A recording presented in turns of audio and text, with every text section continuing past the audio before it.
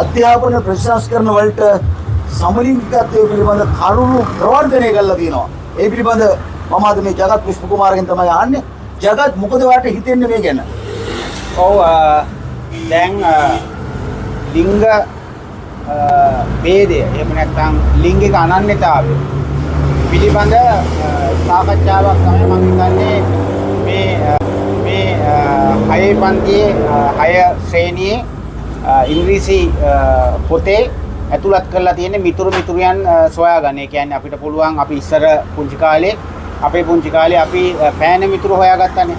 එතකොට පත්තරේ දාන්නේ බින්දුව දාලා පෑන මිතුරු හොයනකොට අපිට ගුරුවරයා දෙනවා එංගලන්ත යාළුවන්ගේ ලිපිනයන්, ජපාන යාළුවන්ගේ ලිපිනයන්, ප්‍රංශ යාළුවන්ගේ ලිපිනයන්. මේ විදිහට අපිට පෑනේ මිතුරු ඇසුරු කරන්න. එහෙම නැත්නම් ලෝකයේ විවිධ ජන වර්ගයන්ගේ ජාතිකත්වයන්ගේ ජාතීන්ගේ සහෝදර ප්‍රජාව සමග ආශ්‍රයයන් ගොඩනගා ගන්න ජාත්‍යන්තර මිනිස්සෙක් බවට පත් වෙන්න අපිට පළවෙනියෙන් පාඩම කියා දුන්නේ අපේ ඉංග්‍රීසි බාර ගුරුතුමිය.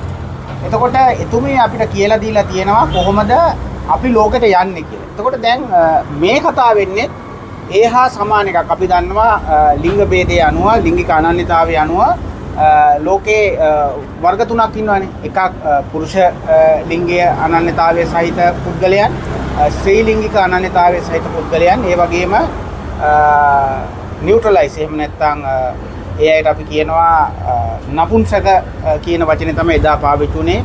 නමුත් අද ඒ වචනේ තරම් භාවිත වෙන වචනයක් නොවේ. කොහොම වුණත් ඒ අනන්‍යතාවය තුන සහිත අය තමයි අපි ප්‍රධාන වශයෙන් හඳුනාගෙන තියෙන්නේ. එතකොට ඉතාමත් ඒ කියන්නේ 100කට අඩු සංඛ්‍යාවක් තමයි ජනගහණයෙන් අපි පුංචි කාලේ ඒ තුන්වෙනි කණ්ඩායම හැටියට ලෝකෙ ජීවත් වුණේ. ඉතින් අද දැන් මේ කතාව මම ආපහු වෙන තැනකට අරන් ගිහිල්ලා ආයි සම්බන්ධතාවය ගොඩනගා ගන්න.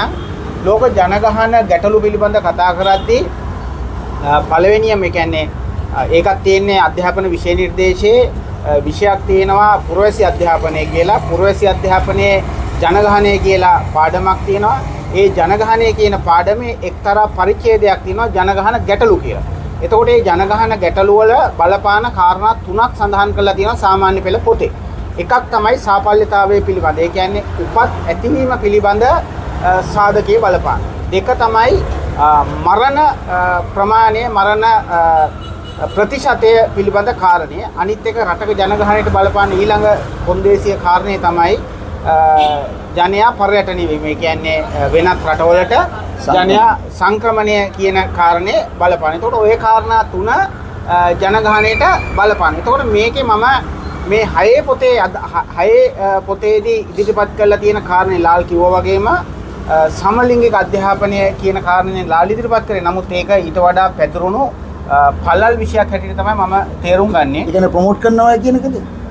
අපි ඒක කතා කරමු. එතකොට අද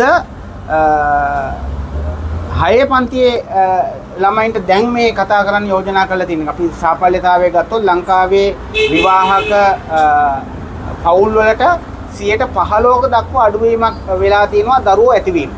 දරුවෝ ලැබෙන්නේ නැහැ. කසාද බැඳපු විවාහයටපත් වෙච්ච යෝලල් වලට 15%කට දරුවෝ ඇති වෙන්නේ නැහැ. එතකොට දරුවෝ ඇති වෙන්නේ 85%කට විතරයි.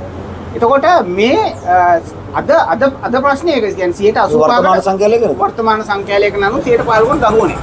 එතකොට හෙට දවසේ මේ ගන්න මාතෘකාව අපි සාකච්ඡා කරොත් මම කියන්නේ අපි මද්ද්‍රව්‍ය කතා කරන්නේ නැහැ වගේම ඒවේ නම් කියන්නේ නැහැ වගේම ඒවේ අපි නම් කියන්නේ නැත්තේ ඇයි? අපි මද්ද්‍රව්‍ය දේශන කරන්නේ නැති අපි දාගන්න ස්වයං කොන්දේසිය තමයි කිසිම මද්ද්‍රව්‍යයක නම පාවිච්චි කරන්නේ. මොකද පාසල් වල දරුවෝ හරිය කැමති නොදන්න දෙයක් අත්හදා බලන්න.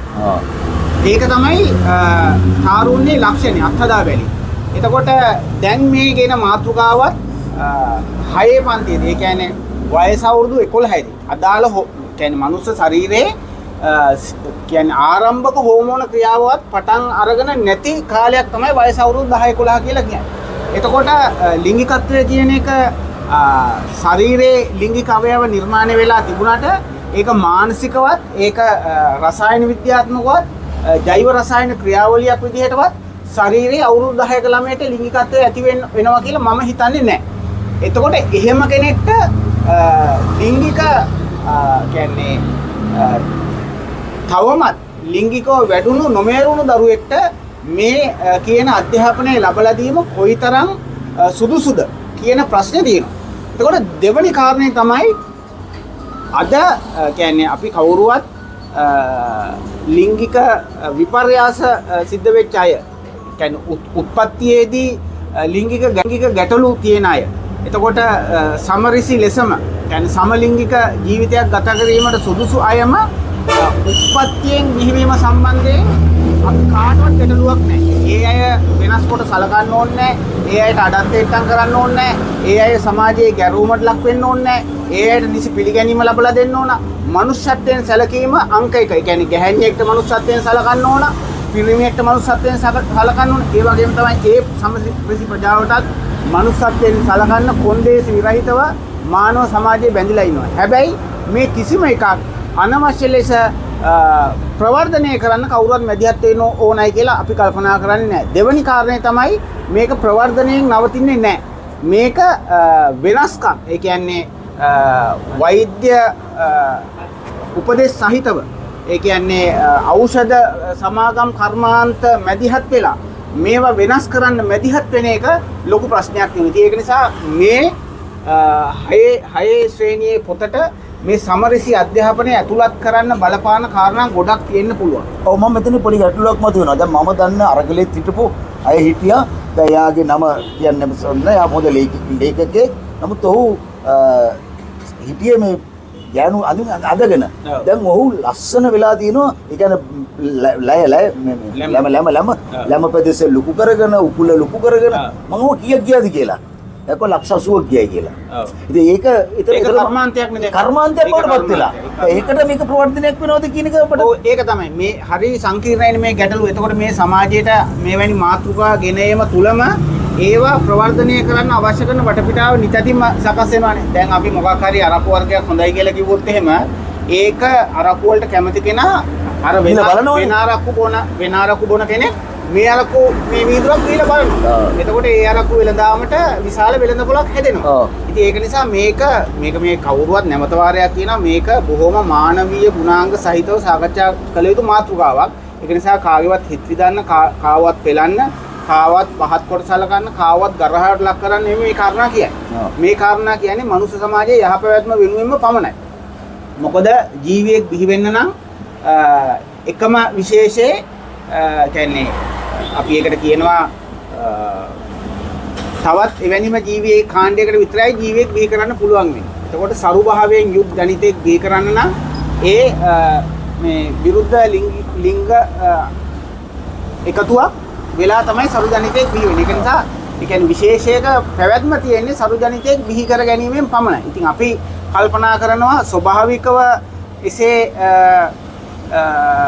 මානසික හෝ ශාරීරික බැඳීම් තියෙන අය එසේ එක් වුණාට කමක් නැහැ. නමුත් මේක ප්‍රවර්ධනය කිරීම සඳහා මේක යොදා ගැනීම වැදගත්. හැබැයි දැන් කවුරු හරි එසේ කුමන්ත්‍රණකාරීව මේ මාතෘකාව සමාජයට ගෙනාවා නම් දැන් මේක පෙළපොතින් ඉවත් කරත් නැතත් මේ වෙනකොට ඒ අරමුණ ඉෂ්ට වෙලා අවසන්. ඔව් මේක දැන් සර්ච් කරලා බලන්න ඕනේ. දැන් සර්ච් කරලා බලන්න. අන්න වාක්‍යව දේ තමයි. ඔව් දැන් එතකොට කමෙන්ට් වල කුතුහලය එන ඕනි. කුතුහලය ඇති කරා මේක දැන් කරලා. ඒ කියන්නේ ඒ අයගේ පළවෙනි මූලික අධ්‍යයනයේ අවශ්‍යතාවය ඉෂ්ට වෙලා අවසන්. ඒක නිසා මේක අපේ සමාජයට බාහිරින් කවුරු හරි ගොඩනගන්න හදනවා නම් ඒ අයගේ පළවෙනි අරමුණ හරි. දැන් තියෙන්නේ දෙවෙනි අරමුණට යන්නේ. ඒක නිසා දෙවෙනි අරමුණ ඉෂ්ට කරගන්න ඒ අයට ලොකු ප්‍රශ්නයක් වෙන එකක් නෑ කියලා අපි හිතනවා. මේක කුමන්ත්‍රණයක් නම් දෙවෙනි කාරණේ තමයි දැන් ලෝක ජනගහනය 2025 ඉඳන් පොඩි ගැටලුවක් තියෙනවා. දැන් මේ කියන්නේ මේක දැන් අධ්‍යාපන දෙපාර්තමේන්තුවෙන් පඩි ගෙවලා මේගොල්ලන්ගේ ලේකම්ලා පත් කළානේ මේක පත් කරන්නේ. ඉතින් මේවා සෝදුපත් බලන්න නැත්නම් අපි කියන්නේ ප්‍රූෆ් රීඩින් කියන්නේ ඒවා බලන්න නැතුවද මේවා මේ දාලා තියෙන්නේ. අන්න ඒකනේ මම ලෝවා මම කියන්නේ නොසලකිය හැකි තරම් කුඩා කාරණා. හරිද? ඒක ප්‍රූෆ් එක බැලුවද? කවුද මේක හැදුවේ? කවුද ඒ කමිටුව පත් කරේ? ඒ කමිටුවේ ඉන්නේ කවුද? ඒ කමිටුවයට වියදම් කරේ කවුද? ඒ වියදම් කරලා ඒ කමිටුව සාකච්ඡා කරේ කොයි හෝටලේද? කොයි රාජ්‍ය රෝණ සංවිධානයේද? කොයි ජාත්‍යන්තර සංවිධානද මේකට ඒවා ඔක්කොම නොසලකිය හැකි තරම් කුඩා ප්‍රශ්න මට නම්. ඒකනේ ලොකුම ප්‍රශ්නේ. ඒකට දඬුවම් දෙන්න එපා. ඒක අස්සම් කරන්න එපා. ඒක තමයි. ඒ දඬුවම් දෙනවද නැද්ද කියන එකත් මට නම් ප්‍රශ්නයක් නෙමෙයි. හේතුව තමයි මේක අර මේක කුමන්ත්‍රණයක් නම් ආපහු කියන වචනේ දාලා කුමන්ත්‍රණයක් නම් ඒ කුමන්ත්‍රණය කරන අය ඔක්කොම ওই ටික සැලසුම් කරලා ඉවරයි. කවුද මේකේ බිල්ලට යන්නේ? කවුද මේ දැන් මේක CID එකට දෙන්න ඕනද ලාල් මේක CID උන්න අභ්‍යන්තර පරීක්ෂණයක් කරා නම් ඉවරනේ. හරිද? අපිට වෙනවට නැද්ද? මේක ඉන්නවනේ ලේකම් පත් කරනවා එයාගේ යටතේ ඉන්න කට්ටිය. එතකොට ලේකම් බේරෙනවා. විෂය නිර්දේශය වෙනස් කරන එක අධ්‍යාපන ප්‍රතිසංස්කරණයක්නේ. ඔව්. එතකොට ඒ විෂය නිර්දේශය සකස් කරන්න උපදේශක මණ්ඩලයක් එහෙම නැත්නම් විද්වත් කමිටුවක් හදනවානේ. ඒ විද්වත් කමිටුව පත් කරන්න කවුරු හරි බලධාරියෙක් ඉන්න ඕනනේ. අධ්‍යාපන ඇමතිවරයානේ මේක කරන්න ඕන. එතකොට මේකේ යටතේ තමයි මේ සියලු දෙනා තියෙන්නේ. ඔව්. එතකොට මේ සියල්ලම මේ පත් කරලා තියෙන කමිටු හරි මේ උපදේශක මණ්ඩල හරි මේ ලේකම්ලා හරි මේ සභාපතිලා හරි මේ ඇමතිවරු හරි මේ සියල්ලම මේක කුමන්ත්‍රණයක් නම් රූකඩ පමණයි. ඒක නිසා රූකඩත් එක්ක මොන සෙල්ලම් නෙయ్యඩ ගන්න නැටුවත් ඒක මම කියන්නේ සමාජයක් ලෙස බාරගන්නේ කොහොමද කියන ප්‍රශ්නේ තියෙනවා. ඒක නිසා කවුරුවත් මේ වෙලාවේ කවුරුවත් හදන වැඩපිළිවෙලක කොටස්කාරයෝ වෙන්න ඕනේ නැහැ. ඒක නිසා අපේ අනන්‍යතාවය පුද්ගල අනන්‍යතාවය විශේෂයෙන්ම පුද්ගල අනන්‍යතාවය රැක ගැනීම වැදගත්. පුද්ගල අනන්‍යතාවය අහිමි වෙච්ච තැන සරු ජනිතයෙක් බිහි වෙන්නේ නැත. ඒක නිසා සරු ජනිතය පිළිබඳ ප්‍රශ්නේ අද ලෝකේ හුඟක් රටවලට බලපානවා. ඒ කියන්නේ වැඩිහිටි ජනගහනය වැඩි වෙලා තියෙනවා. බාල කියන්නේ උපත් අනුපාතය අඩු වෙනවත් එක්කම වැඩිහිටි ජනගහනය වැඩි වෙලා තියෙනවා. ඒක නිසා ලෝකේ මොනතරම් සංවර්ධනය වුණත් ඒ ලබාගත් සංවර්ධනය නිවැරදිව සත්පත් කරගන්න නම් තරුණ ජනගහනය ඉන්න ඕනේ. එතකොට තරුණ ජනගහනය විවාහයටපත් වෙන්නේ නැත්නම් නිසි වයසෙන් දරුඵල ලැබුවේ නැත්නම් ලෝකයේ ජන ශූන්‍ය තත්ත්වයක් බවට පත් වෙනවා. අපි අහලා තියෙන විදිහට මේක 100%ක් තහවුරු කළ සත්‍යයක් විදිහට අපිට කියා ගන්න අමාරුයි. නිවැරදි සංඛ්‍යාලයක නැති නිසා මේ වෙනකොට ලෝක ජනගහනය කෝටි 892 ලක්ෂය දක්වා වර්ධනය වෙලා තිනවා 2025 සංඛ්‍යානයකට අනුව. සාමාන්‍යයෙන් වාර්ෂික ජනගහනය වැඩි වීම 71 ලක්ෂයක් දක්වා වැඩි වෙනවා මරණ සංඛ්‍යාව සිද්ධ වෙන නිසා. එතකොට චීනේ තනි දරුවා හදපු පවුලට දැන් අවසරය දීලා තිනවා තනි දරුවාව පන්නලා දරුවෝ හදන්න. ජපානයේ වැඩිහිටි ජනගහනය වැඩි වෙලා තිනවා. ලංකාවේ ජනගහනය වර්ධනය ඉතාම අඩු තත්ත්වයකට පත් වෙලා තිනවා. මේ සැරේ පාසල් වලට දරුවෝ ඇතුළත් කරගන්න ගියාම සමහර පාසල් බොහෝ පාසල් වල පන්ති 4 3 කරලා තියෙනවා 3 2 කරලා තියෙනවා. සමහර පාසල් වල දරුවෝ නැති තත්ත්වයට පත් වෙලා දිනවා. ඒක නිසා සමරසි ජීවිතයක් ගත කරොත් එහෙම අපි උපකල්පනය කරමුකෝ. සමරසි ජීවිතයක් ගත කරොත් අර සාපල්‍යතාවයේ සහිත 85 මොකද වෙන්නේ? දරුවෝ හැදීම දරුවෝපත් කියන එක සම්පූර්ණයෙන් බිඳ වැටෙන්න පුළුවන්කම තියෙනවා. ඒක නිසා මේක ඇතුලේ කවුරු හරි මම එකයි කිව්වේ කවුරු හරි මේක බාහිර ඉඳලා සැලසුම් කරනවා නම් බාහිර ඉඳලා කල්පනාකරණය කරනවා නම් බාහිර ඉඳලා මේකේ මහමොලකරුගේ චරිතය රඟපානවා නම් ඒගොල්ලන්ගේ අරමුණ ඒකද විය හැකි. ඒක නිසා අපි නිකන් අර සමරසි ජීවිතයක් ගත කරන පුද්ගලයෙක් ඉලක්ක කරගෙන ඔහුව තලා පෙළන්න නෙමෙයි මේකේ උත්සාහය. කිසිසේත්ම නෙවෙයි වෙන උත්සාහයක්. ඒක නිසා මේක ටිකක් ගැඹුරට ගිහිල්ලා කල්පනා කරලා ලෝක ජනගහනයට බලපාන විදිය ඒ වගේම අපි දැන් කතා කරන්නේ ලංකාවේ ජනගහනයට බලපාන විදිය, ලංකාවේ සමාජ පැවැත්මට බලපාන විදිය, ලංකාවේ සමාජ අනන්‍යතාවයට බලපාන විදිය තමයි අපි මේකෙන් කතා කරන්න උත්සාහ කරේ. ඉතින් ඒක නිසා මේක මීටත් වැඩිය පළල්ව කතා කරන්න ඕන මාතෘකාවක්, මීටත් වැඩිය ගැඹුරෙන් කතා කරන්න ඕන මාතෘකාවක්. අපි දන්නේ නැහැ දරුවන් ඉලක්ක කරගෙන මේ වැඩ සැලසුම් කරන්න ඒ නිශ්චිත කණ්ඩායමක් තෝරගෙන ඒගොල්ලන්ගේ කාර්යභාරය ඉෂ්ට කිරීම වෙනුවෙන් දීපු සන්තෝෂමත්ද කියන අපි මේක දන්නේ නැහැ. ඒක නිසා මේ ගැන ටිකක් වැඩිපුර ගැඹුරින් ඒ වගේම මානව ප්‍රේමීව මානව හිතවාදීත්වයෙන් යුක්තව කතා කරන්න ඕන මාතෘකාවක්. මේකට කලබල වෙන්න හෝ උරණ වෙන්න හෝ කායක හෝ ගැටලු ඇති කරගන්න ඕන මාතෘකාවක් නෙවෙයි. මොකද අපි මේ කතා කරන්නේ අපේ රටේ ජීවනාලිය වෙන දරුවන් අරඹයා කොහොමද අධ්‍යාපන ප්‍රතිසංස්කරණය කරලා ලංකාවේ සමාජය මීට වඩා වැඩි යහපත් තැනකට ගේන්න කියන කාරණේ තමයි අපි මේකෙන් කතා කරන්න උත්සාහ කරන්නේ.